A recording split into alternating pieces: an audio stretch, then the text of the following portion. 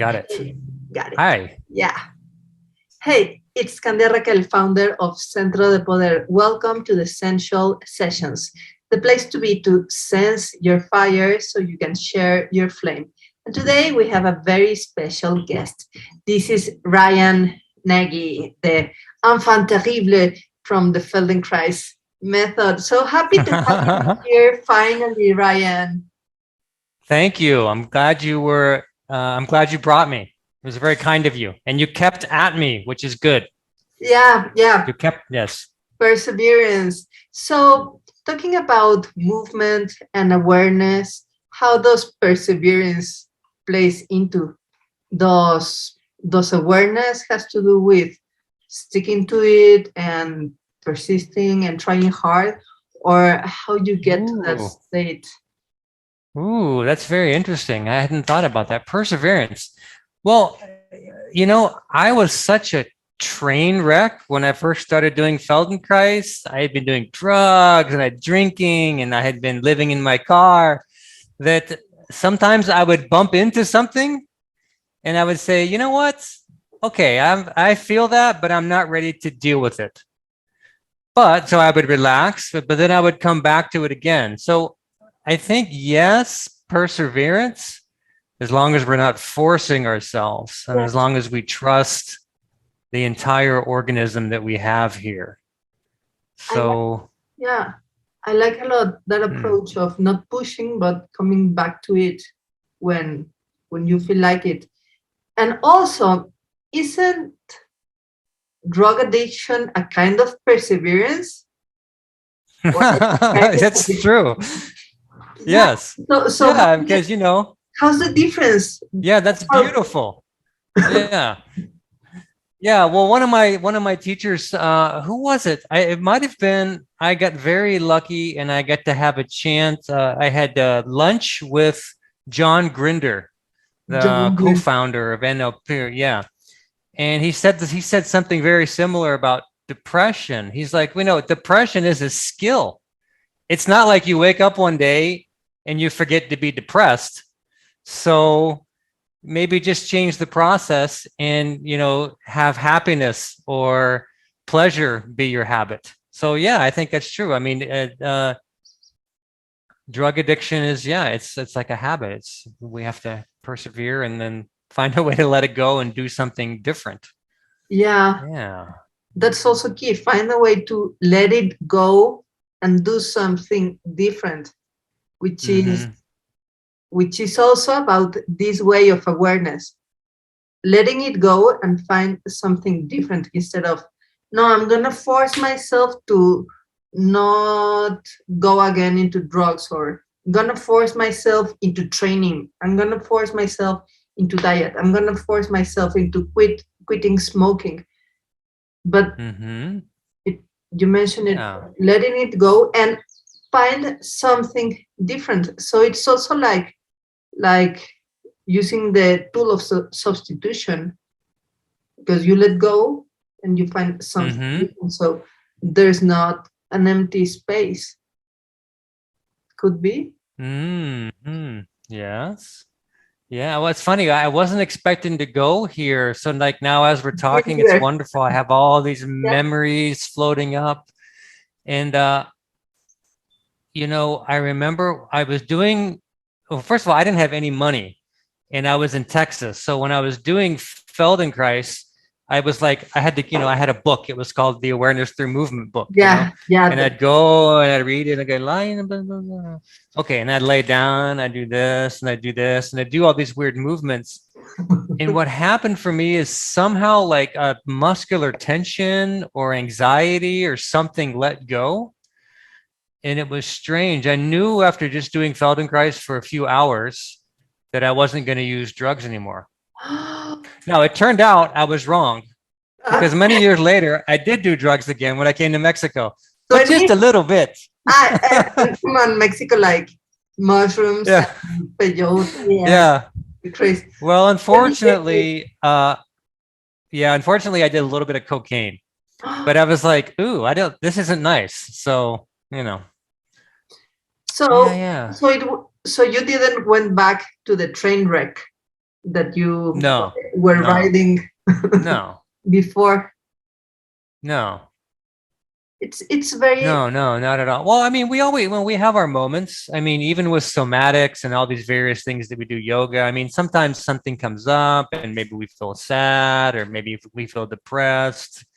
When I first moved to Mexico, September 1st, 2010, I went through a crazy period because there's just so much to do here and, there's lots of experience and new people to meet. But after about 4 or 5 years, I got a little bit depressed again. I was like, oh, what's going on? And I realized I was spending too much time in front of the computer because I was, working online and doing sessions, and I was doing podcasts and talking, but only via the computer. And that was a really good message for me because like, oh, what's going on? What's going on? And so I just started to get back on the floor again and do Feldenkrais sessions.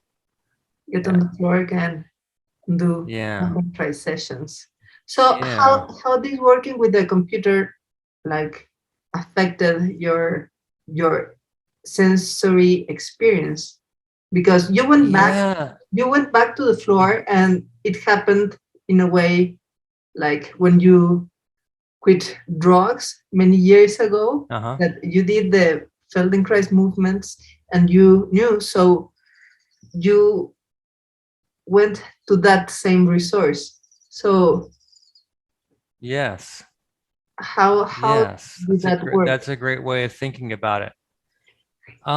It was, yeah, it's interesting. So what happened for me is when I came here, right? I left the United States. I broke up with my girlfriend, sold my house, got rid of my mountain bike, all this stuff. And then when I laid back on the floor and I'm just starting to do, breathing differently and all these types of things, it's amazing that it's like we forget, like, our breathing can be just constricted and we don't even know it. Like Yes. it just fades away. And I started to realize that I left too much behind when I moved to Mexico. So then I went out and I bought a mountain bike. And then I drove my car. It's like, it was almost like rebuilding my life again. So yeah. And, So, and I think somehow the somatics, the movement, it's kind of a trigger, you know? yeah. Like when we're a baby, we're very visceral. We want to reach out and grab something, touch something. And I think sometimes the somatics, it kind of reawakens that desire to re-engage. The desire to Yeah. re-engage with Yeah, reality, with re-engage. the real Yes. reality, and not just the interpretation of reality that is fascinating in our Mm-hmm. discursive mind, that also working with the computer can reinforce that state of Yes. that We get in our cognitive, head. yeah, that cognitive state on being on the abstraction without a sensory foundation. Not to say mind and body cliche, because there's no mind and body, we are. I say. I know. Yeah, no, you're But right. yeah, but these I mean, this whole um, neural pathways and brain chemistry aspects and areas of the brain that get engaged with sensing, like, Mm-hmm. shut down if you're only on the world of words in the mind of the blah blah Yeah, blah. exactly. Yeah. And it's sort of like I've begun to think of things like back pain or shoulder pain as like we forget parts of our body sometimes. Like if I'm spending too much time at the computer and I'm blah, blah, blah, and I'm up in my head, right? And then it's like the back, it's like the nervous system loses touch with it because it's not movement. We need to get the movement and the feedback. So if I ever get back pain or something, Yeah. and that's almost always what it is. It's like our body needs movement to Yeah. know where it is. Like, Yes. Our yeah. body needs movement to know where it is. But I know Uh-huh. you love meditation, and that's a gift Mm-hmm. in your life. So what's the difference of being just sitting there meditating versus being just sitting there in the computer? Like, why That's one is a low back pain inducer and the other it's an enlightenment inducer? yes. Yeah, that's a lovely question. Well, it's funny because I lost meditation for many years, and I went back to meditation as well.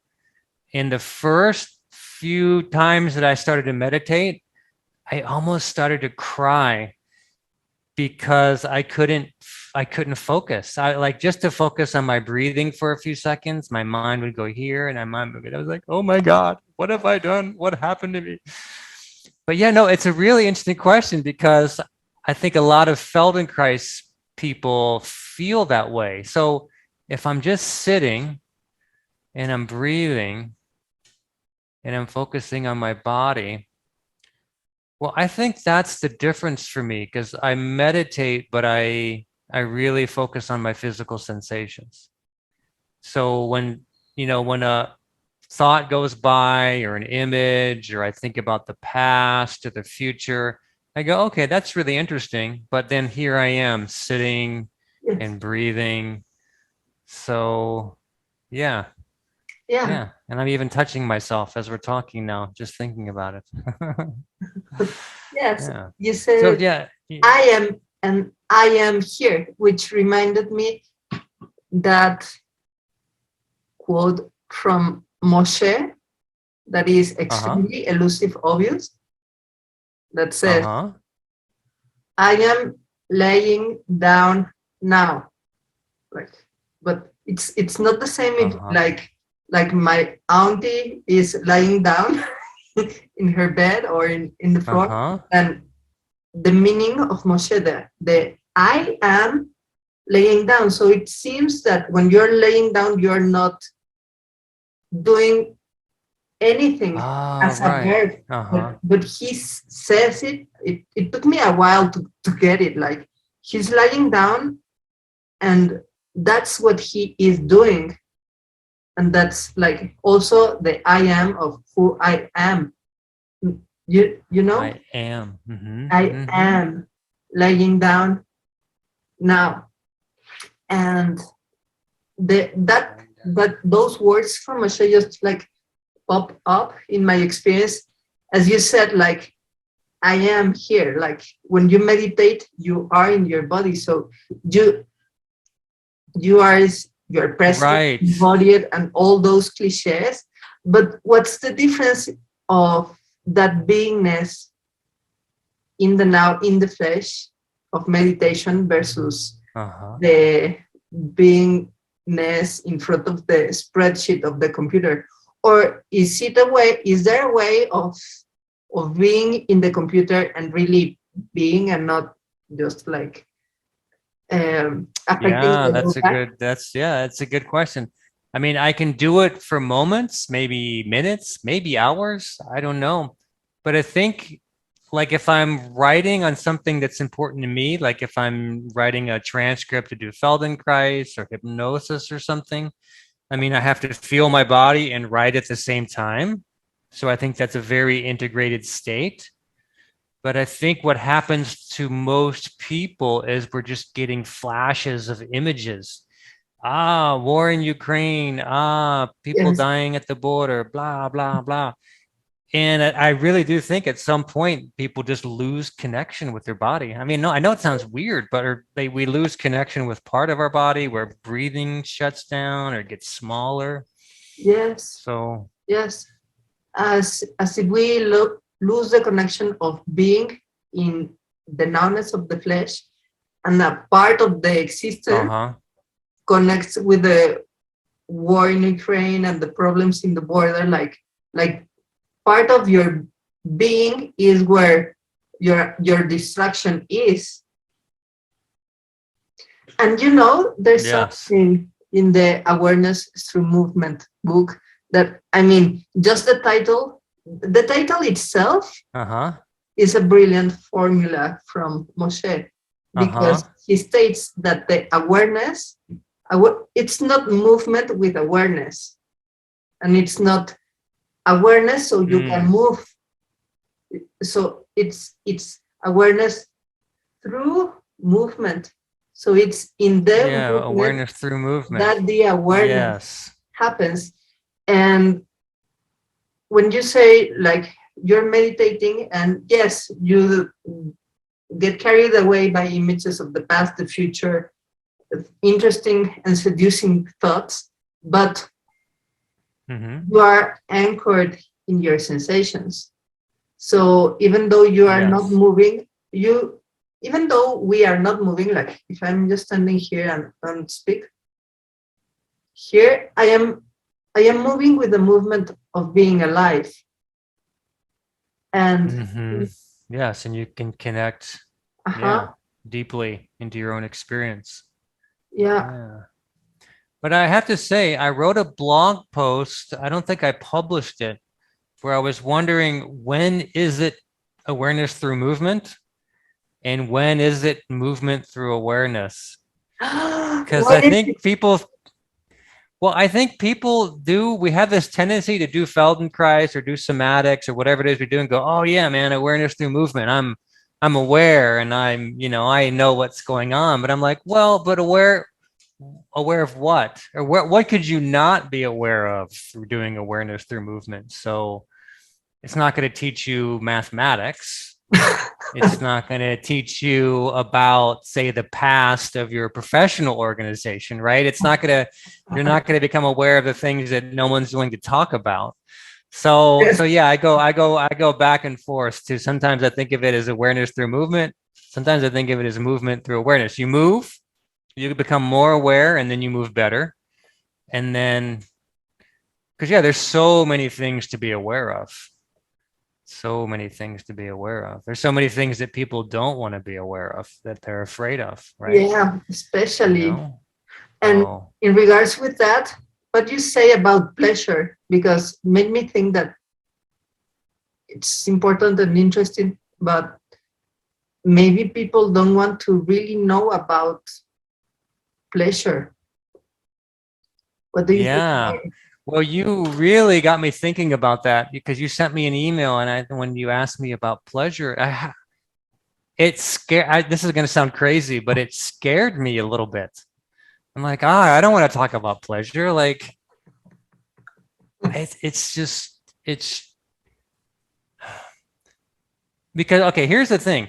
So much of what I was doing when I did Feldenkrais was like, man, my life sucks. Like, I'm anxious all the time, and I want to masturbate all the time, and I don't have any friends, and, like, you know what I mean? It wasn't like, this is like 30 years ago. So I wasn't like thinking, I was like trying to get away from something. And then, because I'm so geeky and I have all of my transcripts and Moshe's transcripts, I have them in a database. So I started like searching for the word pleasure, and I thought, okay, do I talk about pleasure in my teaching? And then I realized that I don't, but that pleasure it's like a byproduct of being nice to ourselves.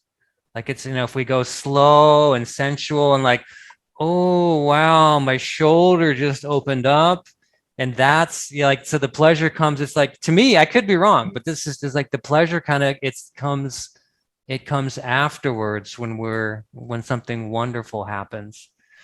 But then I thought, well, what about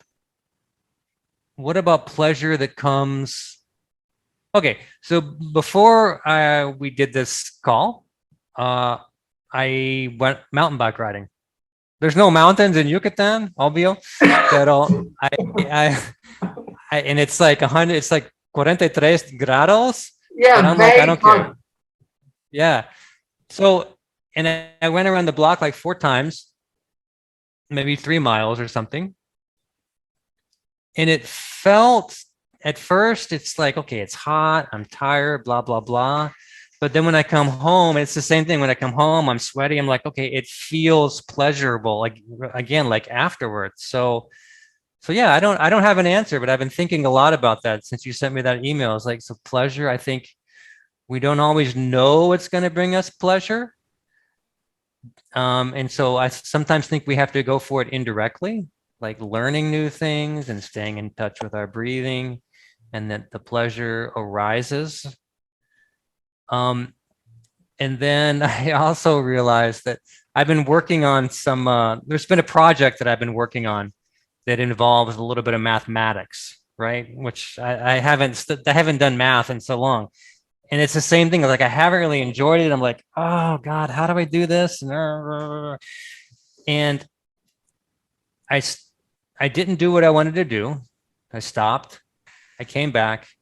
I did it again a few days later.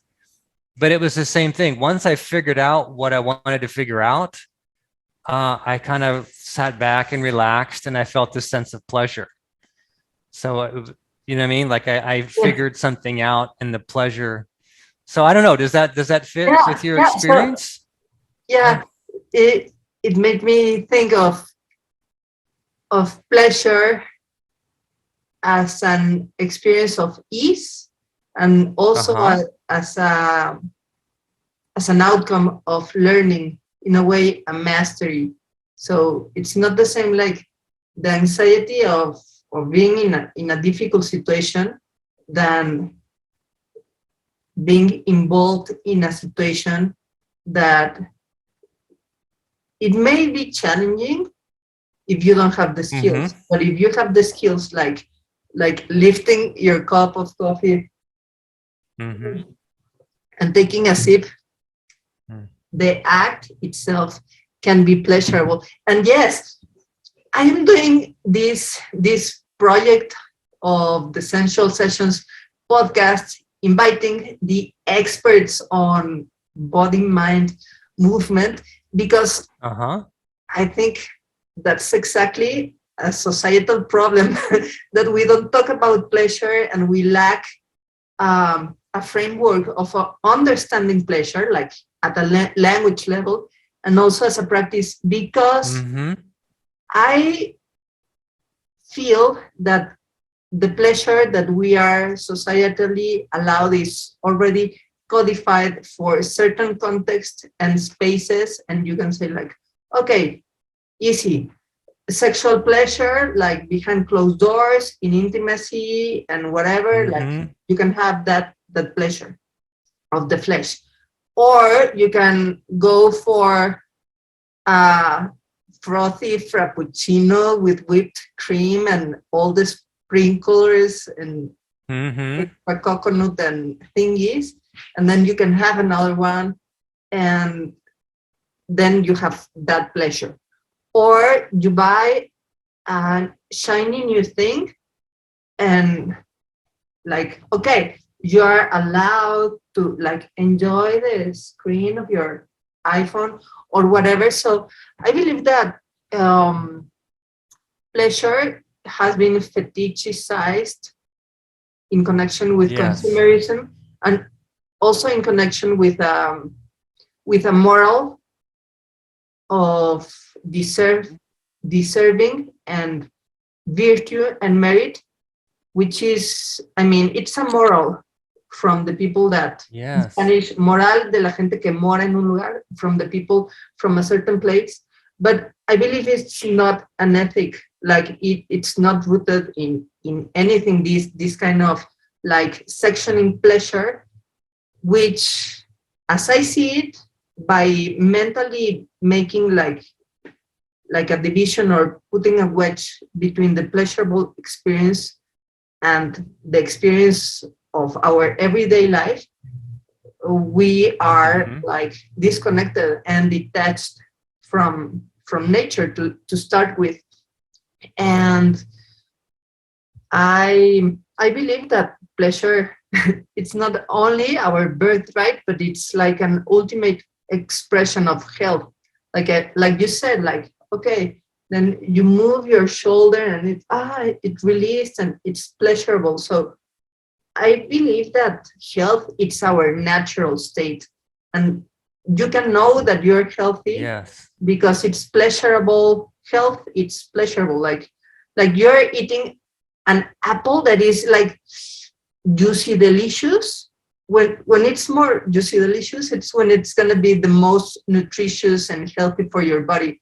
Whereas in the moment that you bite a rotten apple, you're gonna spit it out. Like we have very Right. hardwired pleasure versus pain, but like we cover up the pleasure, and we talk a lot about pain and therapy and trauma and stuff. But Yeah. what about this? That it's already there, and it's like, I mean, like simply breathing, like touching, like everything. It's like fundamentally pleasurable, but we block that experience unless we are on like on an allowed space for that. Or and what it happens, what I see is that you have a goal. I mean, you have a desire, and you work hard for getting there, and you earn the accomplishment. And once you get there, like you don't know what to do with that. Like Yeah. Like then what? Yeah. yeah, Yeah. and then what? I I just saw a TikTok from Mike Tyson that said that Oh yeah. I like Mike Tyson. me too. Uh-huh. I am her. He's a great That, philosopher of our modern times, like real raw as it is. Um, yeah. and he said that God punishes us by giving us what we want to see if we can handle it.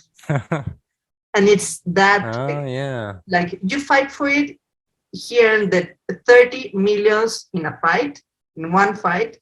And Mm-hmm. and he says like that I couldn't bear that money. I gave it away. So it's like the inability to sustain pleasure, to sustain satisfaction. I mean, we're good for Yeah. striving, and the desire. Yeah. Yeah. And you know, in the Constitution or somewhere there from the American Mm-hmm. state, you are endowed to, I don't know, freedom, justice, and the pursuit of Uh-huh. happiness. So it's Yes. like The you have pursuit, the not the pursuit. actual happiness, right? The Aha, pursuit. aha. Uh-huh. Uh-huh. So you're endowed to the desire, but not to the satisfaction, Yeah. which is desire. Because you don't know. Yeah. Yeah, You and don't know if it's going to bring you satisfaction. so So, then you never arrive. So the circle, it's never contained, and this goes the same way with the natural resources. Like there's this devastation because the lack of sensitivity and the lack of sense also mm-hmm. for all the forms. I mean, yeah, lack of connection to pleasure. And I invited you to ask you about this because you know about sensing through the Feldenkrais method. Like, Mm-hmm. and you describe it very well, even though I never heard anyone in the Feldenkrais world talk about pleasure. There's a quote I Mm-hmm. must say before I hand you the microphone. there, I have only found the word pleasure once in all the bibliography from Moshe Feldenkrais, and it's body mature behavior on the chapter Uh-huh. Department of Sex that starts like Yes. epically with coitus is a pleasurable act. yeah, right. Yeah. Yeah, because he was, well, I don't know where, I don't know how to say it. I mean, he was I'm obviously I'm very grateful to him, and I'm very grateful to his work, but he seemed like a very driven man. And yeah, sometimes I wonder, was he driven by, he wasn't really driven by sensuality or pleasure. I don't think he was a very will to power type of man. He was back in that time, back in the 40s, think about things like, all of the scientific discoveries that were being made, and nuclear fission and all these types of things. And I think he thought, or he wanted to be the guy that had been known for like solving the mind body problem or something like that. So yeah, no, he didn't use the word pleasure. He didn't use the word compassion either, as far as I can tell. Not very many people talk about compassion in that community. No. You know, just a thing that I noticed. Although there are, like, for example, I at the beginning, I couldn't bear the acceptance, compassion sphere on the class of Feldenkrais, of the awareness through movement lesson, like, rest if you feel like it. And I was like, come on, no, how come? Oh, yeah. Like, no. It was 2 weeks of suffering. Like, when are we gonna start working out? Oh, very cool. Yeah. And at the 5th day, I was asking the teacher, like, okay, so this was the warm-up, right? Like, we needed to connect with gravity. Yeah, let's get going here. When's the real session gonna start, right? Yeah. Yeah, and I realized my lack of sense ability.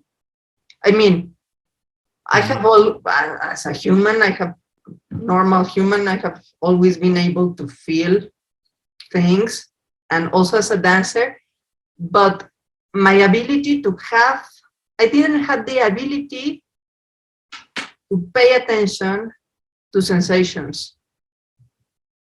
So the ability to you had the ability, but it was just kind of lost. You had to refocus on it. Do you have a background in dance, right? Yes, but I was sensitive when I was a baby, but as a dancer, I was like a beast, like let's train until our bone breaks. Yeah, of course. But like classical ballet dance? Classical ballet, and also Graham contemporary. That's hardcore. I lived with ballet dancers in San Francisco for many years, like 7 years. I lived with a bunch of female ballet dancers. Tell us all those about chicks, man, they're tough. Tough. Yeah.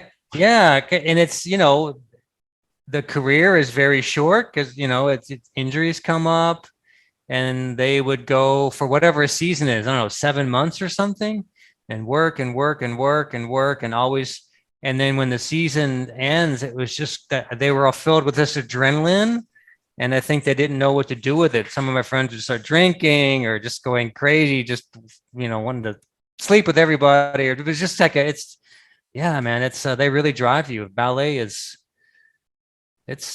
tough. It's tough, but and then you have to work your way through pain. Or did you find that you ignored parts of your body from time to time because you had to ignore the pain in your feet or your ankles? Or you become an expert of selective awareness, but an extrinsic awareness, like on the service of the other, despite being a disservice to yourself. Like the goal is that the theater is full, they buy the tickets, and everybody clap. Like, you live for the applause and for the external patting of the teacher. And for me, it was shocking when one of the biggest shocks was those 2 eternal weeks of laying on the floor, sensing. Like, I was really going crazy, and it changed my life forever. And it was very interesting. It was in San Miguel de Allende, and after every class, every day, I was like one of those ballet dancers. By the end of the season, I went from the training place on the outside of the town and walked to the other corner of it's a small city, actually, to the city, and back to the place where I was staying. Like, I took like a 2-hour walk because I was going really every day, like desperate. And by the first week, I started noticing, like, everybody is looking at me when I walk, And then I realized, like, oh yeah, feels good. We've been pushing the the wall all day long and practicing the weight shift pattern of the feet and the little turning of the iliac bones in the pelvis, and like the vertebra by vertebra resonance of the spine. So I was walking like a river, or I don't know. It was, and I noticed also that it was not only like attention grabbing my way of walking, but it was like very easy, like to walk 2 hours. It was no longer like a but like it wasn't work. Yeah, totally. And that time I really felt that one step led me to the other and the other, like an internal unfolding of movement, and it was extremely interesting. But it wasn't until a Gaga dancing class, that the teacher asked to cover the mirror. So I turned green, or I don't know, like, how am I gonna work without a mirror? Like, I need to see my reflection to sense myself. Like, and then again, like after 5 days, I realized, like, no, like, I know, luckily I learned the alignment of my body through sensations, but my perception of myself was like biased. And I believe it's also because we don't talk enough about this, of sensing our bodies. And well, we talk about sensing pain. Everybody complains about pain all the time. Yes. Yeah, but whenever we very rarely talk about sensing pleasure, right? Like, oh, I have this strange pleasure that's happening all the time. Oh, doctor, can you help me? I just feel pleasure on my legs, and I don't know where it's coming from. But yeah, it's very pleasurable. Yeah. So, but I want to just ask you. So, your dance teacher covered the mirror, and that was part of the like a technique for it to, like, so you could feel yourself dancing from the inside out. Yes. Yeah, that's the way they practice Gaga. Yeah. And it was fascinating because Ohad Naharin is the inventor of Gaga. He's the creative director of the Batsheva dance company in Tel Aviv, and he studied, I don't know if with Moshe himself, he has 70, or with some of the first generation teachers. So it's Feldenkrais informed. Yeah. So what do you see people struggle the most when it comes to sensing, or to laying on the floor? Well, it's really interesting because for the last 10 years or so, I haven't been seeing people at all. I do all my teaching online. So I don't have an opportunity very often to see people moving. It's very strange, actually, for a Feldenkrais person. But in terms of feedback, what you just mentioned about people, I've had many people on my online forum will say, oh yeah, the first minute or two of these scans that you do, Ryan, like, they drive me crazy. I'm like, I want to get to the movement, just kind of like what you've been saying here. And from what I understand, different, like, how can I say this? A friend of mine was teaching Feldenkrais in Israel many years ago. She was going there to cover for a friend. So a friend said, hey, I'm going to go on vacation. Could you come to Israel, teach my Feldenkrais classes? And she said, and by the way, don't do the long scans. Like my clients here in Israel, they don't want that. They think it's too American. So you just lay down and then start the movement, which I thought was really interesting. So yeah, so there's a bit of a cultural component to it. So cultural component to it. How do you? Yeah, like the. Yeah. Well, because I studied with many of Milton Erickson's students, and I'm a real big fan of hypnosis and psychology and things of that nature. And because I can't see people, like most of my recordings are audio recordings.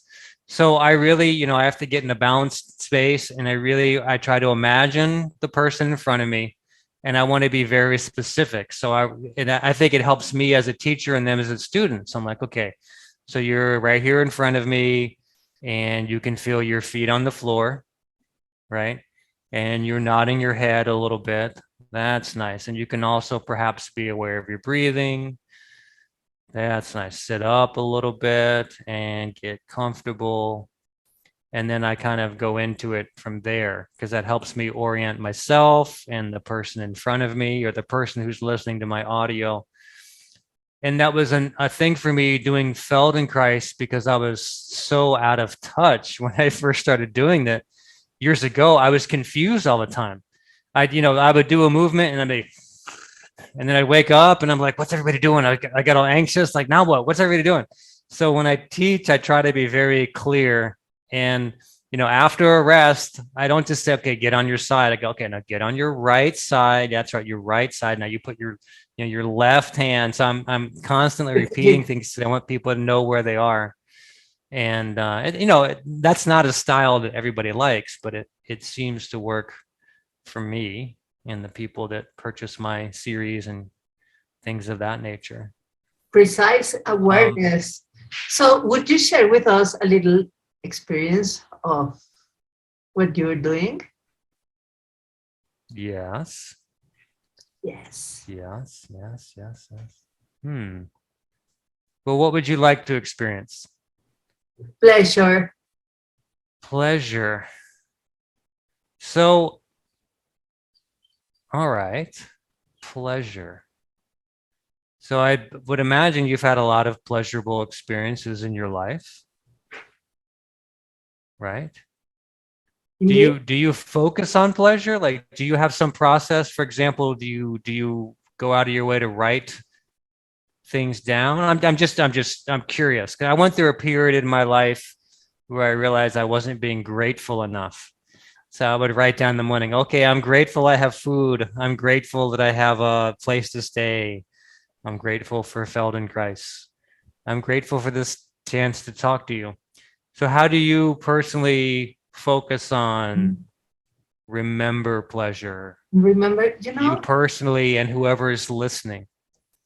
I find it great that you mentioned gratitude, because I experience pleasure in a way as gratitude, and I had like a blockage with gratitude, not to be ungrateful, but I felt like I was like it was an imposition or duty to like now you have to pay your taxes, and you have to deal with the struggles of your lives, and also you have to like you ought, you must, you have to, and in spite of that, you have to smile and be grateful, like and it was a great reframe one day that I was like like becoming aware of what stuff I was enjoying, not only in my life but also in my body. Like,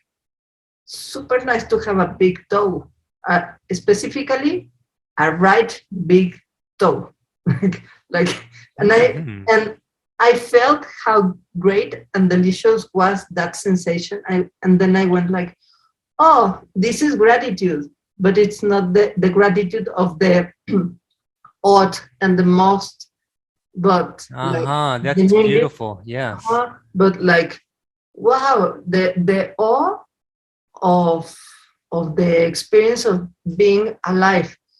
So yeah, that's like all a right. long way that's beautiful. With pleasure. Yeah.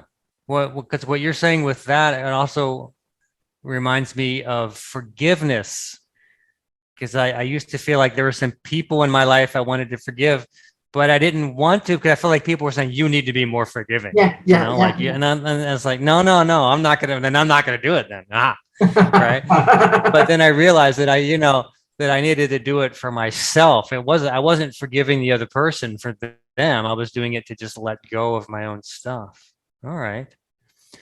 So if we were to do not necessarily a Feldenkrais session, but a hypnosis session or something like that, and you were a coaching client or sitting right in front of me, I might say something like, would you be willing to take some time to think about a pleasurable experience?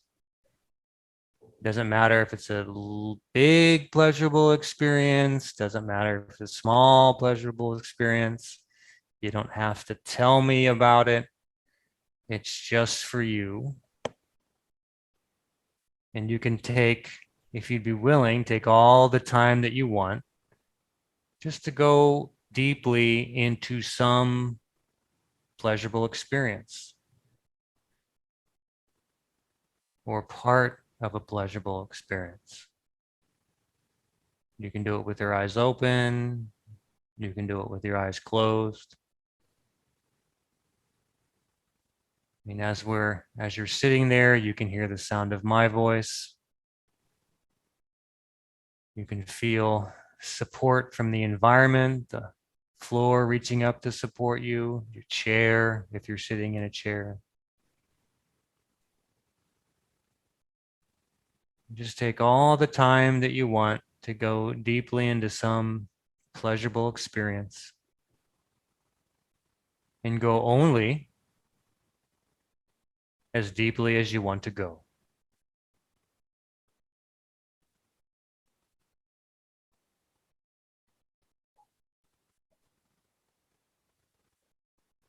And take all the time that is necessary.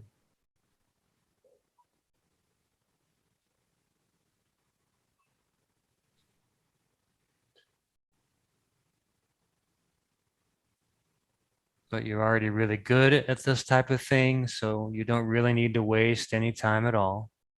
That's nice. But take your time. That's nice.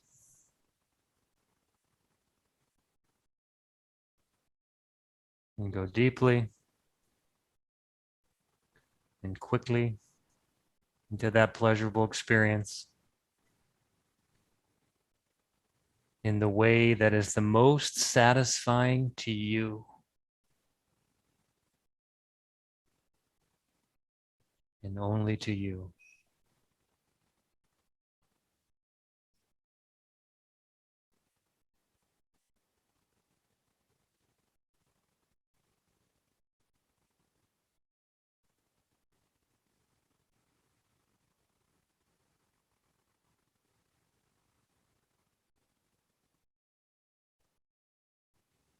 I've noticed that your breathing has changed a little bit.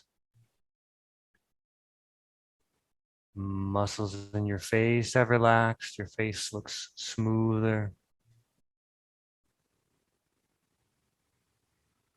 Your heart rate has changed. Breathing a little bit differently.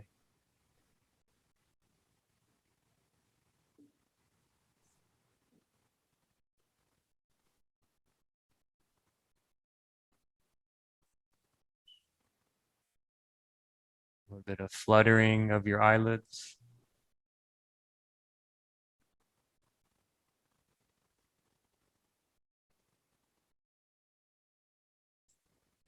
It's nice.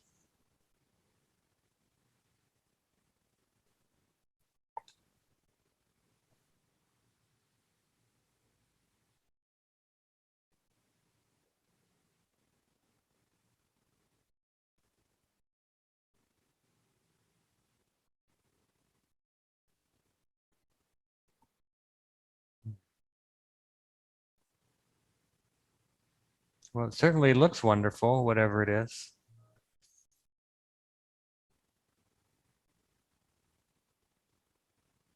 I feel more relaxed and pleasurable as well.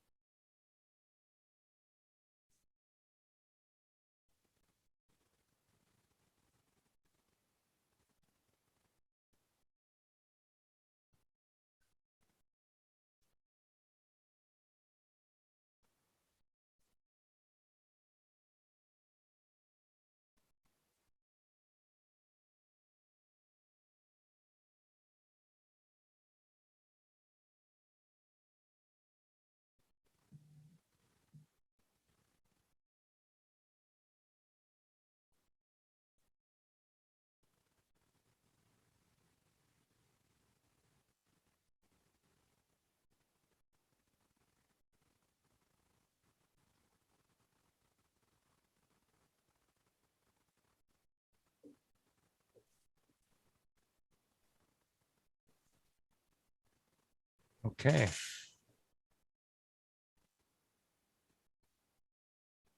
You can let your eyes open, whatever you'd like to.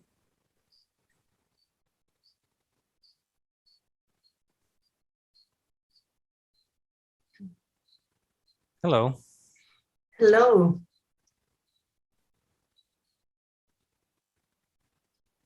Well, you're very comfortable going inside. Super comfortable. Mm-hmm. Yeah, was a good experience. Yes. Oh, your voice sounds different. Yes. Mm. Yeah, I feel more aligned. And Mm. I feel that my cheekbones blushed too. So Yeah, they did a couple of times. I mean, yeah, from what I can tell from here. there must be an Uh, improvement in circulation. Yes, I changed the mattress of my bed, and it has like this uh-huh. like intelligent foam that Uh-huh. I need to learn to use it.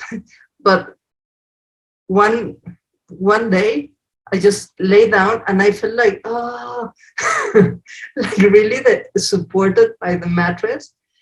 And Oh, uh-huh. I felt like if I if the mattress or the alignment was like pushing a big red button on my thorax. And all the, yeah, like from those American Wait. Idol contests, yeah, Uh-huh. like that. And But so in a good way? yeah, in a Like it was a positive, okay, like a relax. Okay. yeah. So I landed and I felt like literally the mattress touching like my mid back, and then like oh, like my rib cage opening to its real size. So it's not like something unusual, but more like falling back into my true 3D dimension. And I rested Mm-hmm. like 2 decades of pending rest, Wow. just like in a couple hours that I took that nap. Like really, I felt like this pleasure that you described early of the pleasure of ease and the Mm-hmm. outcome. Yeah, that was the first moment experience of pleasure I remember. Yeah, very nice Okay, exercise. cool. Yeah. Well, I'm glad you enjoyed it. Thank you, thank you. So tell us Thank you. where can we know more about your doings? What on my website is ryannagy.com, ryannagy.com. It's .com. RYAN, yes, NAGY.com. And then if you do a backslash and type in the word email, EMAIL, I have a course. It's a 5-day, I call it the 5-day Feldenkrais challenge. It's 5 audio sessions and they're 20 to 30 minutes. And it gives people a chance to experience Feldenkrais, see Yeah, if they like it. yeah. Yeah. So go grab, And then, of course, afterwards, I will, yeah. and afterwards, Oh, and then I'll try to sell you something, of course. yeah, yeah, some private Yeah, but sessions. no, I like, Highly well, recommend. it's really wonderful because we keep talking about ways to bring people into their sensual selves. And the internet can actually do that. We have a way, give people an audio, a video, let them touch base and just kind of expand and just go step by step in a way that not all professions can do that. It's wonderful to be whether or not you do yoga or somatics or not manual or rolfing, say Yeah, give people the experience. yeah, So the yes, experience of themselves. yes, Yes, yeah. yeah. Thank And you. I think you and I are due for a meeting, I think in Mexico City. So when I'm up that way, we'll have to Yeah, catch up. meet up. Yeah, of course, and do It's another time. recording along a coffee Yeah, I'd love to. and some chilaquiles or something. So, well, stay tuned Andale. for next podcast with Ryan and CANDIA and chilaquiles and another Okay, other perfecto. kinds of enjoying the body and the experience. Thank you so much, Ryan. Yeah, thank you, Candy. Un grande gusto, en verdad. Un gran gusto.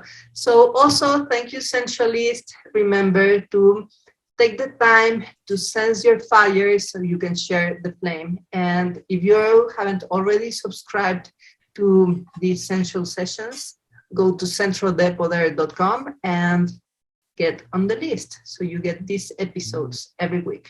See you next time.